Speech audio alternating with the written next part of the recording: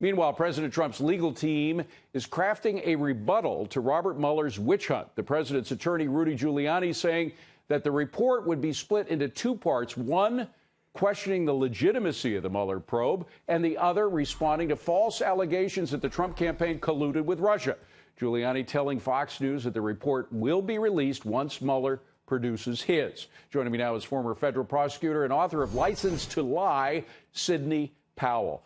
Sidney, great to have you on. First of all, let's go back to the Ohr testimony, because this is a gold mine of if you're looking to discredit the Mueller investigation, the stuff that Ohr was saying about Weissman and other things really added to that fire, no?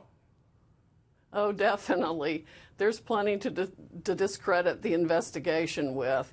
Mr. Ohr was working behind the scenes with his wife, Nellie, at Fusion GPS. And the FISA abuses that firm engaged in probably go back as far as James Comey's FBI allowing them unfettered access to raw FISA data that was completely impermissible.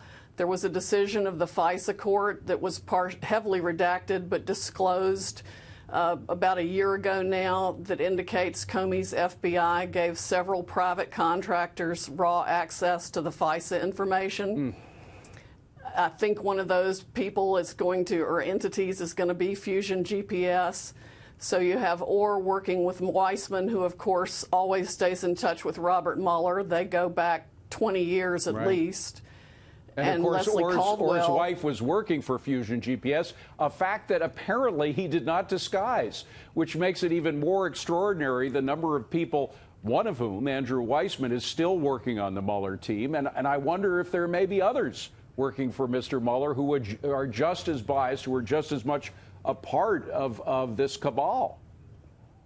I would expect that that's true. I mean, Mr. Weissman and Bruce Ohr were no doubt working with Nellie at Fusion GPS, and then they were running the back channel between the FBI and DOJ, while Christopher Steele is being paid both by Oleg Deripaska, the Russian oligarch who was trying to get Mr. Ohr to approve his reentry into the country, and with being paid by the FBI and being paid by Fusion GPS. So this leads. This leads to the other part. There's one part that Giuliani was talking about is in terms of discrediting the Mueller investigation, but the other part is talking about the Russian collusion story. And again, if there is Russian collusion, what we know now is that there was Russian misinformation, a term that we hadn't really thought about since the Cold War, being used to discredit Donald Trump, not Hillary Clinton, paid for by the Hillary Clinton team, and then offered around the FBI and the DOJ and possibly even the CIA by a man, Bruce Ohr, whose wife was working for Fusion GPS.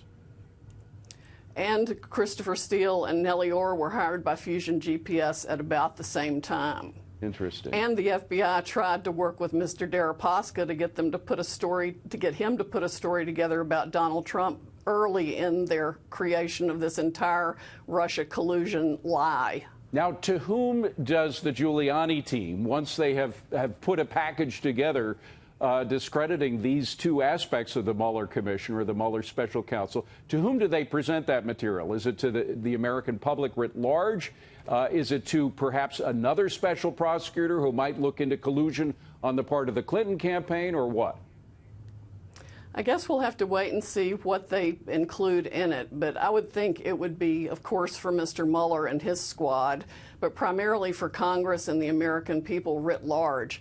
And I would hope that before it even gets that far, the president would declassify things like the FISA court decision that is so heavily redacted, the stroke page text messages, the FISA warrant applications and warrants themselves, even the House committee memo that still had redactions in it, and the Inspector General's report for the Department of Justice.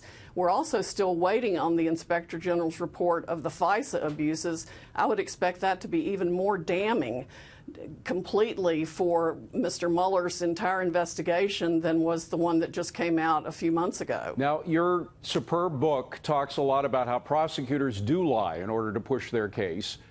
This is a prosecutor licensed to lie. The prosecutor that we're dealing with now in terms of Mr. Mueller is someone who is using a series of witnesses for his case, for the case that he is making, that are clearly liars, that have serious problems, credibility problems on a very personal level, and even recently with regard to Michael Cohen. I know that was in a different court system, but that was originally brought to the attention by Michael Cohen to our court system. So you have a series of witnesses that Mr. Mueller has to make his case, almost all of whom have severe credibility problems. How can you make a case with that?